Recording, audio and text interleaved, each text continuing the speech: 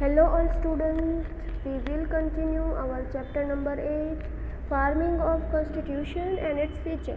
हमने अभी तक 8 फीचर्स देखे हैं और 9th वन है यूनिवर्सल एडल्ट सफरेज यानी कि जब हम मतलब कि कोई भी भारतीय है वो पुख्त वय हो जाता है 18 ईयर का हो जाता है तब उसे मत का जो है वोट लेने का अधिकार है वो दिया जाता है, मताधिकार दिया जाता है। तो उस जब भी वो ये अकॉर्डिंग टू कॉन्स्टिट्यूशन उसकी ना जाति देखी जाती है, ना धर्म देखा जाता है, ना वो कितना शिक्षित है ये देखा जाता है, ना ही वो कौन सी कास्ट से बिलोंग करता है या फिर उसका जेंडर क्या है, उसकी सिचुएशन क्या है, वो गरीब है या अमीर है वो भी नहीं देखा जाता, उसका जन्म स्थल, उसमें कोई भी भेदभाव नहीं रखा जाता। सारे भेदभाव से ऊपर उठकर हमें सब लोगों को मताधिकार दिया है। जो ज़रूरत सिर्फ इतनी है कि वो 18 ईयर यानी मैच्योर लेवल में होना चाहिए और वो एक भारतीय होना चाहिए। तो इतनी चीज़ों से ही हम उन्हें मताधिकार जो है वो कोई भी भारतीय उसको मताधिकार दिया जाता है, वोट करने का अधिकार दिया जाता है, अपने पार्लियामेंट को अपने सरकार को चूज़ करने का जो है हक दिया जाता है। फिर 10th वन है जो उसमें दिया गया है सेक्युलरिज्म, तो उसमें दिया गया है धर्मनिरपेक्षता यानी बिन सांप्रदायिकता। हमने आगे भी देखा था। तो बिन सांप्रदायिकता यानी कि सारे धर्म एक समान हैं भारत में और सारे धर्मों को समान भाव से देखा जाता है, समान रूप से अधिकार दिए गए हैं। यहाँ पे सिर्फ लोगों को देखा जाता है ना कि धर्म को देखा जाता है। उन्हें सेम अधिकार सेम अपॉर्चुनिटीज़ दी जाती है। सारे धर्मों को सारे लोगों को जो है उनको धर्म के जो है स्थापना करने की, उन्हें अनुसरण करने की, उन्हें प्रचार करना हो अगर उन सब में उनको इंडिपेंडेंट दी गई है, स्वतंत्रता दी गई है। भारत में जो है धर्म की दृष्टि से देखें तो बहुत सारे धर्म हैं और सारे धर्मों को जो है एक समान भाव से एकता में जोड़ा हुआ है। यहाँ पे बहुत सारी लघुमती भी हैं दी गई है यानी कि बहुत ऐसे धर्म हैं जो बहुत ही धर्म के कम लोग रहते हैं, उन्हें भी यहाँ पे जो है अपने धर्म को जो है कंटिन्यू करने का, अपने धर्म के अकॉर्डिंग जो भी उन्हें काम करना है, कुछ भी करना है तो वो उन्हें इंडिपेंडेंट दी गई है अपने धर्म को पाने के, यानी धर्मनिरपेक्ष है हमारा जो भारत का कॉन्स्टिट्यूशन है वो। फिर है 11th तो जुडिशियल रिव्यू यानी कि अदालती समीक्षा की जाती है। तो अदालती समीक्षा वो बहुत ही इम्पोर्टेंट जो है फीचर है कॉन्स्टिट्यूशन का।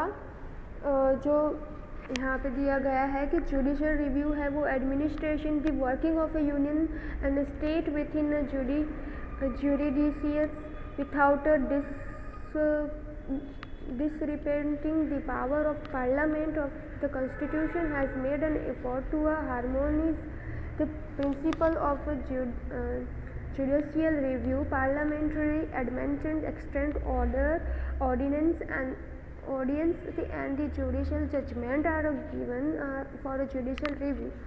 तो यहाँ पे बात हो रही है कि जो भी लोग वहीवट जैसे कार्य चलता है अदालत को सौंपा गया है, न्याय का जो कार्य है वो अदालत को सौंपा गया है।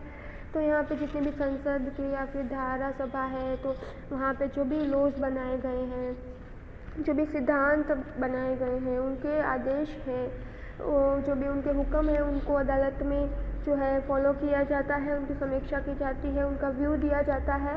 और जो अगर कोई भी घेरती होती है यानी कायदे के तोड़ा जाता है, ऐसा कुछ भी किया जाता है तो यहाँ पे जो है अकॉर्डिंग टू कॉन्स्टिट्यूशन वहाँ पे जो है डिफरेंट टाइप्स की योगवाइयाँ की जाती है। फिर है 12th मूलभूत हक और फर्ज यानी कि फंडामेंटल राइट्स एंड ड्यूटीज़ क्या है अकॉर्डिंग टू कॉन्स्टिट्यूशन। तो भारत हमारा इंडिपेंडेंट है, लोग यहाँ पे इंडिपेंडेंटली रहते हैं, सबको अपनी विचार है वो स्वतंत्रली सबके सामने रखने की छूट दी गई है यहाँ पे। पर सबका जो विकास है सर्वांगी विकास हो, इस वजह से हमने सब लोगों को सेम हक और सेम जो है फ़र्ज रिस्पॉन्सिबिलिटीज़ दी है। इन सब को जो है यहाँ पे दिया गया है कि इन जो एजुकेशन के अकॉर्डिंग हम देखें तो एजुकेशन में भी उन्हें डिफरेंट टाइप्स के जो है अकॉर्डिंग टू कॉन्स्टिट्यूशन हक दिए गए हैं, रिस्पॉन्सिबिलिटीज़ दी गई हैं।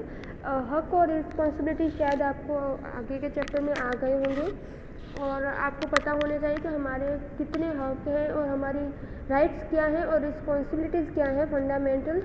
अब आगे है 13th राज्य नीति जो है हमारी, यानी कि directive principle of state policy, वो क्या है कि protection of people security and the welfare should be carried out by the state.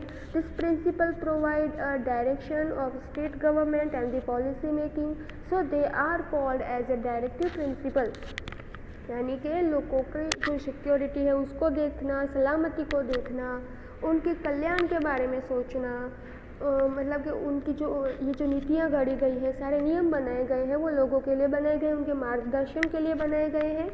उनके जो सिद्धांत और नियम लागू, इसलिए मार्गदर्शन सिद्धांत पे कहा जाता है, जिस वजह से लोग हैं उन्हें एक तरह का गाइडेंस मिलता है। राज्य के लोग हैं, राज्य के मेंबर्स हैं, वो उन्हें गाइडेंस देते हैं। इस तरह से इसे मार्गदर्शन सिद्धांत यानी डायरेक्टिव प्रिंसिपल कहा जाता है। फिर 14th एंड द लास्ट जो है फीचर्स, तो वो क्या है, provision for a backward section and the tribes, यानी कि जो बैकवर्ड हमारे ट्राइब्स हैं, कास्ट हैं, जो सेक्शंस है, पीपल्स हैं, उनके लिए कौन कौन सी यहाँ पे प्रोविजंस दिए गए हैं। तो to uplift and include the backward section and the tribes of the deprived class and the mainstream, there are a specific provision in the constitution।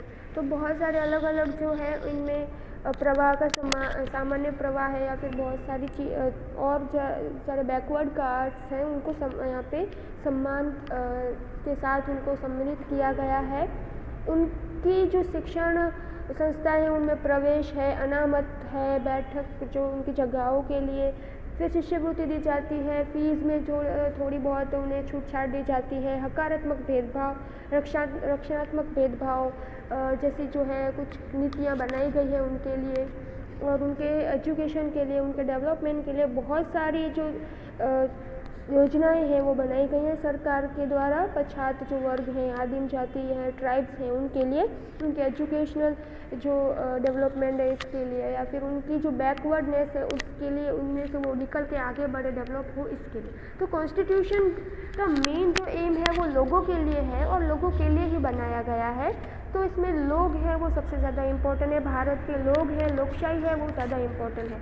तो हमारा ये चैप्टर यहीं पे जो है फिनिश होता है। आपको इसका जो सेल्फ स्टडी है, यानी कि इसके एक्सरसाइजेस हैं, क्वेश्चन आंसर है, वो आपको आपकी बुक में लिखना है।